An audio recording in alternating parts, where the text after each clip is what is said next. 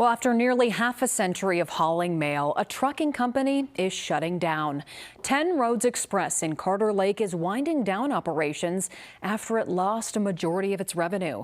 Our Brenna Kiefner is live in the studio with the details and how this closure reflects broader challenges hitting the trucking industry. Brenna. Yeah, Aaron, 10 Roads Express has been moving mail across the country for 47 years. But they say the U.S. Postal Service has shifted away from using contractors, making their business model basically unsustainable. The Carter Lake-based company says it has lost over 70% of its revenue over the past 2 years.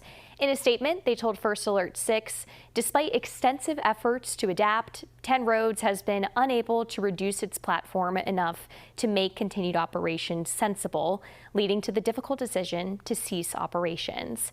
Now, this closure is leaving hundreds of drivers and logistics workers without jobs during what industry experts are calling a freight recession that started back in early 2023. Those experts also say the trucking sector has been flooded with new players since COVID, and that's driven down rates and squeezed profit margins. Now, at the same time, inflation has pushed costs up while the revenue streams are down.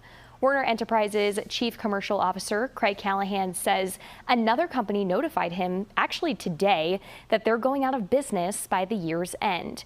He says rates are unsustainable levels and trucking companies aren't being paid enough to cover the costs.